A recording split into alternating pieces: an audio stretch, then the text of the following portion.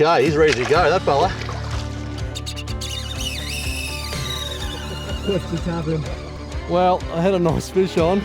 Oh yeah, it's a big nanny.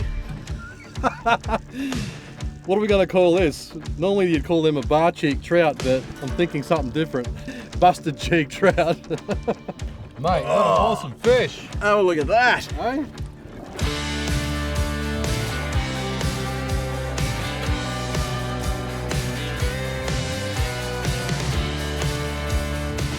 Hey guys, just had an awesome couple of days in Cooktown. Yesterday we went out and caught some pelagics, we caught a few nannies, and done a catch and cook with the nanny guy, so I hope you enjoy that. And today we went out and done some research and development with some new lures. I'm pretty excited about them. They're catching really well. Got a little bit more R&D to do on them. So I hope you guys enjoy the videos, and more so, enjoy the lures when we get them in our shop. Okay, using the stick baits again. Such a versatile lure. You can use it just about anywhere for any species, this, as long as you get the weights right.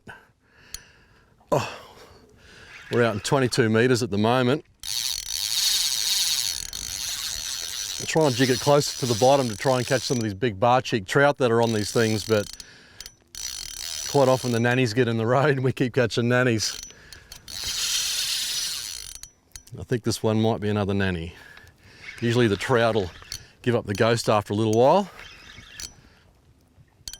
I didn't quite get to the bottom this time too, which is an indication that it is a nanny guy. If you want to catch trout, you've got to get it to the bottom. We're using these lures that we're doing a bit of research and development on. And at the moment, I'm very, very happy, because you can use them in the estuaries to catch barra, threadies, finger mark, and you can bring them out here to 23, 25 meters of water and catch big nannies and all sorts of other bottom fish. As well, you can use them for casting into schools of tuna or queenies and all that sort of stuff. So if I was ever had one lure to rely on in my tackle box, it would be one of these. So we're pretty excited with the results so far, and yeah, we'll let you know more about it into the future. We're still going to do a lot more testing with these. We've got a couple of different weights we're playing with. Oh yeah, it's a big nanny.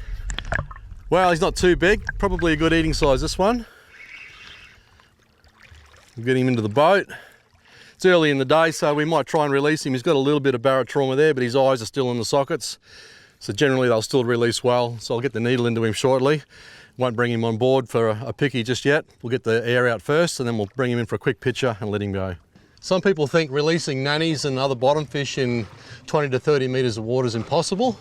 But anything under 25, I don't have any issues. As long as their eyes aren't bulging and you do it as soon as they come up, there's never an issue. They always swim back down okay.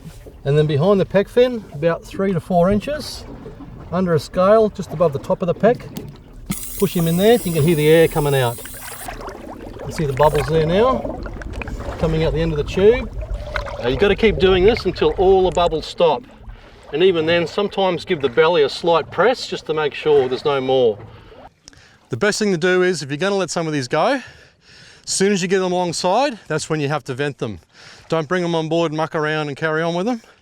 Get them vented first, then you can get a floaty, hooks out and back in the water. Now this lure might seem a little bit unorthodox for this style of fishing, but I can guarantee you it's been working fantastic. We've got a bunch of fish now on these out in deep water. And I'm looking forward to testing these things some more, because if I'm going to put my name to a lure, I want to make sure it works really well. So this time I'm using the green and yellow. Smacked it just before it hit the bottom, unfortunately, so I think it might be another nanny. We're trying so hard to get a trout on one of these. This lure has the most beautiful flutter on the way down, which is something that vibes don't do. And there's a number of ways that you can use it. You can use them like a vibe, where you're dropping them and lifting them and dropping them, or another way is we just trial it, just move the boat around the spot slowly with it sitting on its end. It pulls up on like that and it looks like an injured fish dying like that, and that's been another effective method. I'm really happy with the way these lures are going. A bit more research and development to go, but first drop and one of these guys jumps on straight away. What's just happened? Well, I had a nice fish on this beautiful ledge here, and just got smashed by either a groper or a shark. My guess is a shark. Oh, I'm gonna have to snap him off, I think, before I lose too much braid.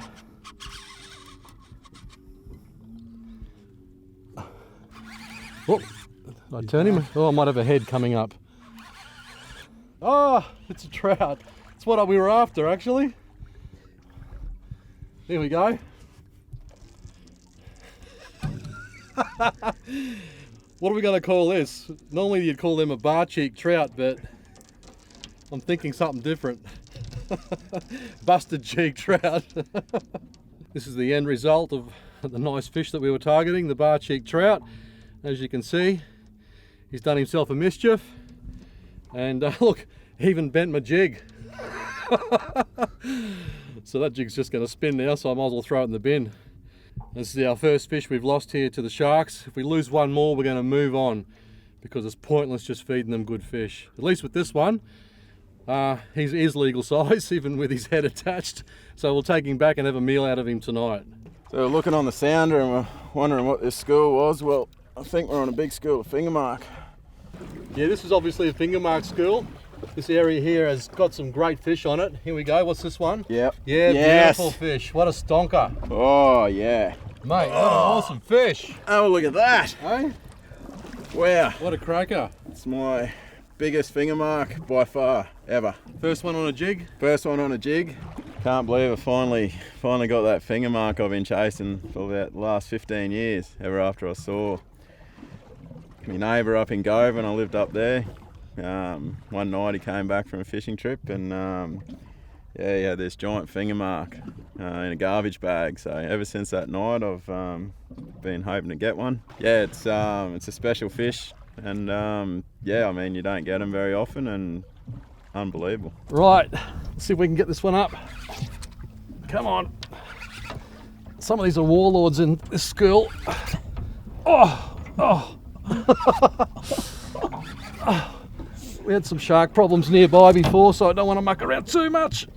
Oh, here we go. Oh, shark. Here we come. Oh, what do we got here?